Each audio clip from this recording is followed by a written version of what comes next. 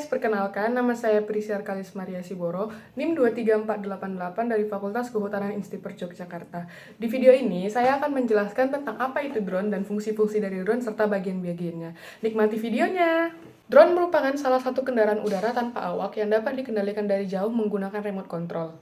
Drone biasanya dipakai untuk memantau maupun mendokumentasikan peristiwa pada suatu acara maupun lahan. Drone bekerja dengan gaya angkat dari putaran baling-baling yang digerakkan oleh rotor maupun mobil listrik. Daya angkat drone ini terhubung langsung dengan sayap. Jika dilihat dari jauh, drone hanya terlihat badannya saja. Sepintas, drone adalah satu kesatuan penuh. Namun, jika melihat dari dekat, komponen drone dibuat saling terhubung satu sama lain. Setiap komponen memiliki fungsi yang dapat mempengaruhi kinerja drone. Ada 10 bagian-bagian dan komponen drone. Yang pertama, flight controller. Flight controller merupakan microcontroller dengan fungsi kompleks pengendali drone quadcopter. Fungsi komponen ini untuk mengatur RPM motor agar menstabilkan drone dan menjaga ketinggian. Sementara fungsi utama flight controller ini untuk mengendalikan gerakan drone seperti yaw, roll, pitch, altitude, dan sebagainya. Yang kedua adalah motor, merupakan komponen utama penggerak drone agar dapat terbang. Pemilihan motor harus disesuaikan dengan kebutuhan setiap motor untuk memiliki karakteristik dan fungsi yang berbeda-beda.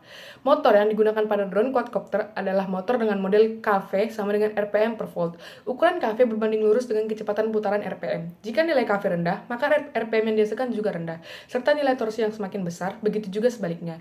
Jumlah lilitan pada motor menentukan jumlah torsi yang dihasilkan. Jika semakin banyak lilitan pada rotor, maka torsi semakin membesar dan RPM mengecil, begitu juga dengan sebaliknya.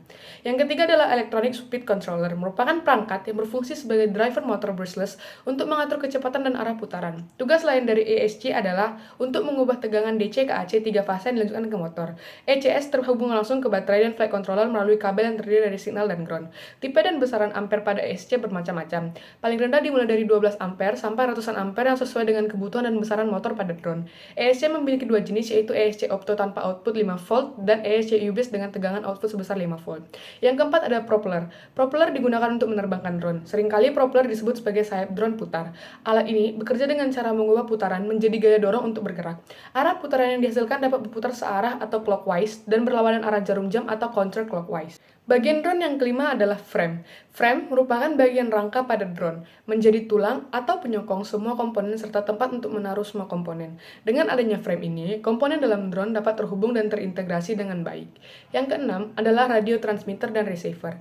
Radio transmitter dan receiver adalah pengendali pada drone yang dapat diberikan dengan program sesuai kebutuhan. Umumnya, sudah satu paket dengan remote control ketika kita akan membeli drone. Yang ketujuh adalah baterai. Baterai merupakan sumber daya utama pada drone, karena menjadi sumber tenaga. Pemakaiannya harus sesuai dengan persyaratan dan juga perhitungan sebelumnya yang telah ditentukan pada drone. Hasil yang optimal dapat terlihat ketika penerbangan drone mencapai waktu yang maksimal. Jenis lithium polymer pada baterai yaitu jenis baterai yang sering digunakan. Yang kedelapan adalah Power Distribution Board. Power Distribution Board atau PDB digunakan untuk mendistribusi daya pada drone dan memberikan jalur yang lebih rapi untuk menghubungkan baterai dengan ECS. Bagian drone yang kesembilan yaitu sensor. Seperti yang diketahui, sensor merupakan perangkat tambahan lainnya pada drone untuk mendeteksi perubahan yang terjadi pada lingkungan. GPS, anemometer, barometer, suhu, cahaya, dan sejenisnya yang ada dalam drone. Bagian drone yang ke-10 adalah kamera. Drone untuk mengambil gambar dan pengamatan melalui citra visual membutuhkan kamera. Jenis kamera yang dipakai dalam drone biasanya kamera GoPro dan mirrorless. Kedua jenis kamera ini sama-sama menghasilkan video dan gambar dengan kualitas tinggi dan cocok untuk fotografi dan video jarak jauh.